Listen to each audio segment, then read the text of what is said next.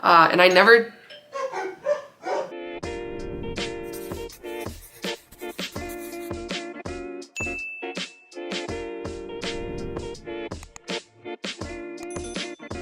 Hey everyone, and welcome to my channel. I'm Nikki, and today's video is going to be part 2 of the Q&A that I posted recently. What I'm going to be doing is just going through the other half of questions that I have saved that you guys submitted through my community post. I really appreciate it, and I hope you guys find this video helpful. If you enjoyed this video, please go ahead and give it a like and subscribe to my channel, and let's get started with the first question. So, first question I have is, do you have an exit plan from WW?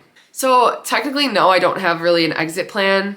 I'm to the point now where I have a lot of things memorized based on points. Like, I know the point values of all the foods I eat because I eat a lot of the same foods, but I just mix them up in different ways. So I don't know. I am not as strict on tracking like I used to be. I don't really track every day like I used to. A lot of times I even go back because I missed a day. I'll remember what I tracked and I'll try to just get it in there. But I don't use the tool WW as much as I used to on my journey because I think I've gotten so used to everything and just what works for me and what foods I enjoy and the portions I like to eat and what I should be eating. Now it's almost become more of just the tool that's there and I use it, but I don't have a specific plan on when I'm gonna stop using it because it's still really helpful to me and it's helpful to Adam. And honestly, because I talk about it so much on my channel, it's something that I will just continue to incorporate. I don't know if I would feel comfortable stopping. Like, if I didn't have my channel or anything and that didn't matter and it was just me doing this on my own, I think I would still continue tracking with WW because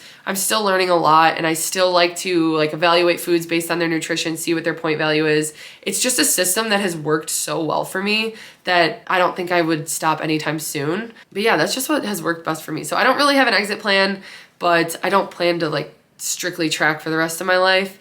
I am slowly learning how to build meals and incorporate veggies and all this stuff, just using it as a tool. Okay, next question is, I'm just curious what your 0-point foods are and if you keep them the same ones or change them up every so often. So my 0-point foods, actually, let me just go into the app and read them because I feel like I really have a lot, but I also think that's because when I answered the questionnaire, said how active I was and how many veggies I like to eat, and just the different types of food I like to eat happen to be more 0-point foods. So I have non-starchy veggies, I have starchy veggies, so potatoes, sweet potatoes, I have fruit, beans, eggs, poultry, fat-free yogurt, and then oatmeal. So I have a good amount of 0-point foods. I don't have corn, I don't have fish like I used to. I honestly haven't switched them up at all since I took the original questionnaire with the new personal point changes. But I have thought about it because right now with oats and potatoes, my plan is a little bit more like the purple plan, which is fine. I just really did like the blue plan more with having corn and fish as 0-point foods. I eat a lot of tuna, and I actually put corn in a lot of recipes I didn't realize. With potatoes being a 0-point food, I was worried that maybe I would eat them a lot more, and I've incorporated them in more meals, but we still keep the same portion sizes, so that really hasn't changed much.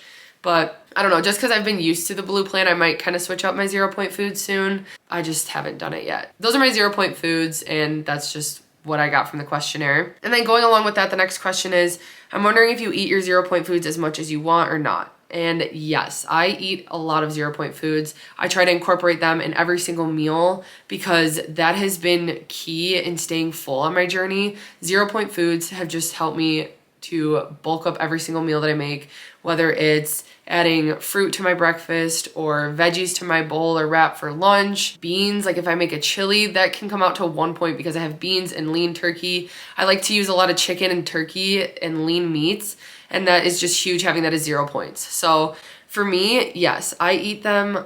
I do like to start with a normal portion size, unless it's a non-starchy vegetable. Usually I kind of over portion those, but that's fine. That's just what works for me, and I'm getting a lot of vegetables in that way. So I like to bulk up every single meal with 0-point foods, and that's just what's worked best for me on my journey. That's how I really stay full. Even eggs. Oh, I forgot to say eggs. Eggs are one of my 0-point foods that I eat all the time.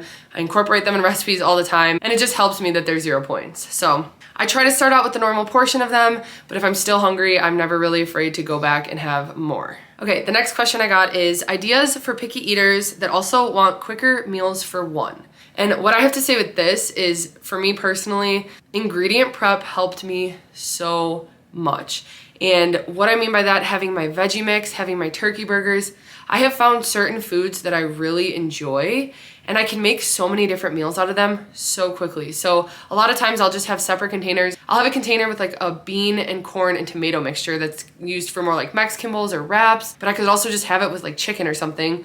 I make turkey burgers that I use in so many different things. I can make it into a pizza burger. I can make it into a bowl. I can make it into a wrap. I do like a wrap with bacon and lettuce and tomato, and it's so good.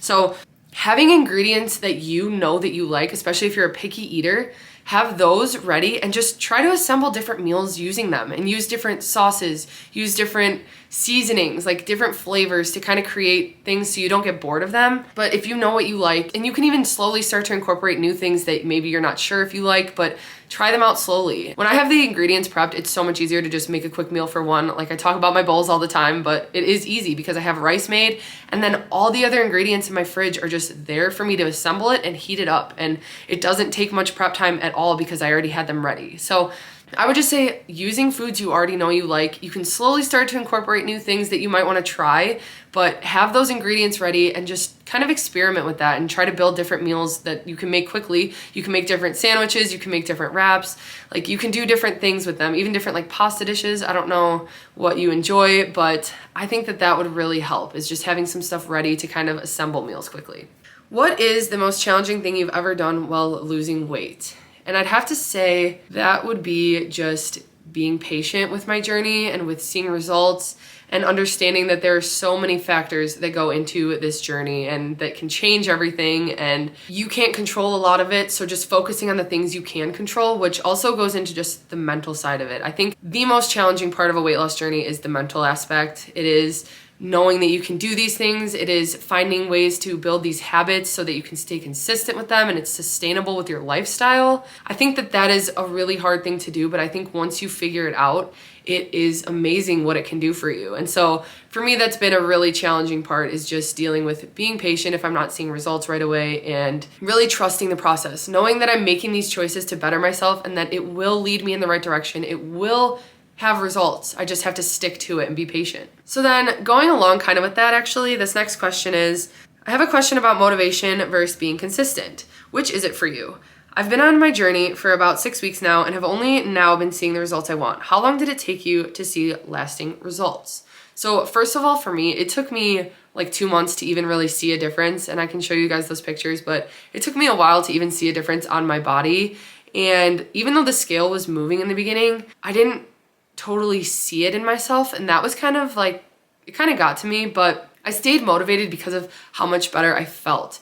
And I tried to make these small changes. I tried to substitute different like sauces, lower point food options, like measuring my portions. All these different small things that I could do consistently started to really add up to making me feel better, and that's what helped me to stay on track. I didn't always feel motivated, but I still stayed consistent. Like there are so many times where I am like thanking myself because I was gonna make a food choice and I didn't want to take the time to put together a bowl or something, as easy as that might be. I didn't want to actually make a healthy meal. I just wanted to do something quick. I wanted to run out and grab fast food or something, but I thought it through and remembered that I'm building these habits and staying consistent. And I was so happy afterward that I made the better choice. And so I didn't always feel motivated to do that, but I had to just push deep down and remember how much better I felt when I made those choices. And that's what helped me to stay consistent. And just making it easier to stay consistent, like doing everything in your power to make being consistent easier for you is huge. So ingredient prepping, getting enough sleep so that I can actually stay on schedule, drinking enough water so that I feel hydrated. Like so many different things really went into making me feel better, and those just became my focuses to stay consistent. Okay, next question. Do you ever get sick of the same rotation, or do you feel like you have enough variety? So I personally do not get sick of it because we do mix it up a lot. I know it sounds like we're having bowls or wraps or pasta. Like we have a lot of the same types of meals, but they're so different every time. Even when I make a Greek bowl, it's different every time. I'm using different ingredients. Like sometimes I'll use artichoke hearts, sometimes I won't. Sometimes I'll use one tzatziki and then the next time I'll use a different spinach parmesan dip. Like I am switching up the ingredients I'm using every time so that it makes it unique, even if it's the exact same meal. But also I'm able to make 10 different types of bowls that are completely different tasting and use a lot of the same ingredients. Again, it comes down to sauce and seasoning, mixing those up. We use a lot of the same ingredients, but we're able to create so many different meals out of them that it really has kept it fun and kept it interesting and kept us enjoying the meals that we're eating and really not burnt out. Yeah, I think that we are able to, with our different sauces and our different vegetables and ways we cook them and everything, we're able to have so much variety, and that has made it a lot easier to stay on track. And then they also said, also if you have lower cost meal ideas, it might be fun to share those grouped in one video. That's a really good idea, and I've actually had some suggestions. I know a lot of people ask for like prices on my grocery haul. A lot of times it gets complicated because I do buy things for my business and then I split it that way. Or we have Trevor who lives with us, we have his groceries on there and I just don't include those in the hauls because they're different. So that's why I don't always usually talk about the cost of them. But we do try to save money when it comes to shopping. I know it seems like we grocery shop all the time and stuff, but compared to the amount we used to eat out is insane how much money we've been able to save on food. We used to eat out 1 to 2 times a day at restaurants, fast food. Like buying ingredients and grocery shopping has helped us so much to save money. And to me, it's worth it to even spend more on the food because it makes us feel better and it is worth it. But if that is something you guys are interested, definitely let me know because I can even focus maybe on doing some like lower price snack videos, or I can try to come up with some meals. A lot of my meals really don't cost much. I can even come up with the totals and let you guys know. But let me know if that's something you guys are interested in. Next question. How do you manage stress? Best tips for staying on track during stressful times. Yes. So I have a video I can also link below about staying on track during stressful times because this is something that I deal with not every month. It's usually every other month because of cookie pre-orders. So I run a home cookie and cake business and we do holiday pre-orders. So we have Valentine's Day coming up. We have Christmas, Halloween, Thanksgiving. Like those are our biggest holidays, Easter. And they're very stressful because that is when we are taking all of our orders. It's just pretty much nonstop because I can only start at a certain point for them to stay fresh long enough and to just, the way it works is that it's like a week of crazy stress. And I have completely worked on it so that I can make it more manageable because like I said, I don't want to be stressed and it was a very stressful time before, but I found a way to balance it so that I can space out the work that I'm doing. I have my ingredients prepped for the week so that we're not stressing about meals. I plan my workouts. I still get my workouts in because that used to stress me out so much when I would be sitting there working on cookies and not be able to get my workout in. It made me feel so much better to get out of the house and spend that time away. And so to make that a priority now has really helped with my stress. Exercise in general has helped with my stress level, but making sure that I'm able to actually incorporate it and have the time for it has helped. Also, just not being afraid to take time for myself because for so long I was letting a job control my life. I was letting my business control my life and it was all I did. It was all I didn't even get to sleep. Like I can't tell you guys how much sleep I missed out on in those past years when I was making really unhealthy choices and just dedicating all my time to work and my business. So finding a way to manage that has also helped my stress levels. Finding a way to actually take time to sit down and read, sit down and take a bath, sit down and take time for myself, even if it's going skating. Like sometimes I consider that to be like me time. And so making time for my rollerblading around the neighborhood, like that is so helpful with my stress and getting fresh air. It just has helped me a ton. So that's something that I really think helps is focusing on, don't be afraid to put yourself first and worry about your stress and your issues because you're not gonna be able to help anyone else out if you're overwhelmed with everything and unable to get your own things done.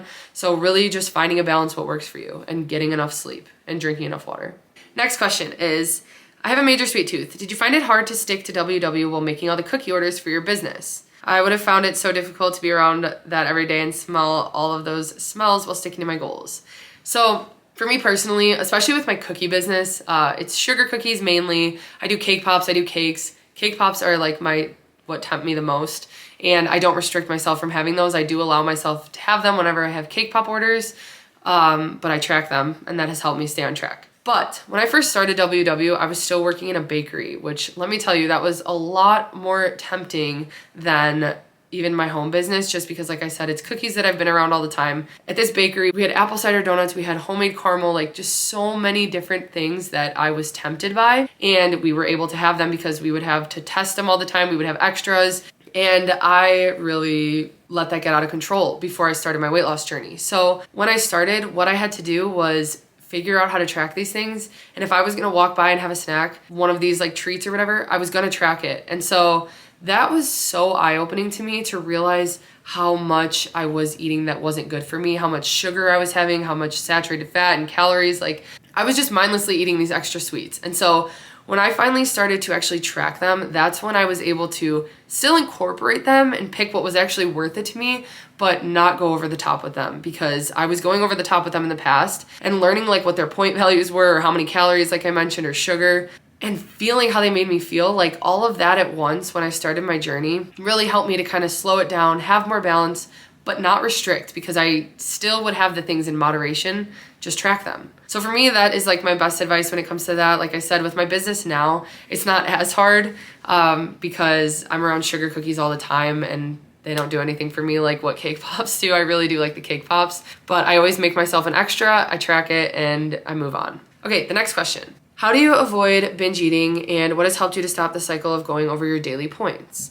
So I kind of mentioned how I avoid binge eating, mainly focusing on the source of the problem. I was emotional eating, what was causing all of that, and I get more into that in the video that I will link. But also just making sure that I eat throughout the day, making sure that I drink enough water throughout the day, making sure that I portion out my food so that I'm not just letting myself help myself to start binging even. Those have been the main things that have really helped me. And again, it's something I still do struggle with. I still have those like tendencies, those urges to want to. I really like to eat in volume, but I also let myself eat in volume, just healthier, nourishing foods. So I will make like a giant rice bowl, and that is enough to keep me full. Something I used to binge before was packet mashed potatoes, and I would just make the whole pot and just eat it, and like so mindlessly with so much cheese and sour cream and butter and everything. But now I will eat that same amount of food, just healthier options and lower calorie and way more veggies. And that way I'm still allowing myself to eat in volume, but it's not what I would binge in the past. So those are just a few things that have helped me. And about going over my daily points, I usually go over my daily points every single day because I just spread my weeklies out, and I find that that's what works best for me. That's what keeps me full and satisfied. I like to use a lot of 0-point foods in all of my meals because that also helps me stay full, and then I don't have to count that in my daily points. So that's what I usually like to do.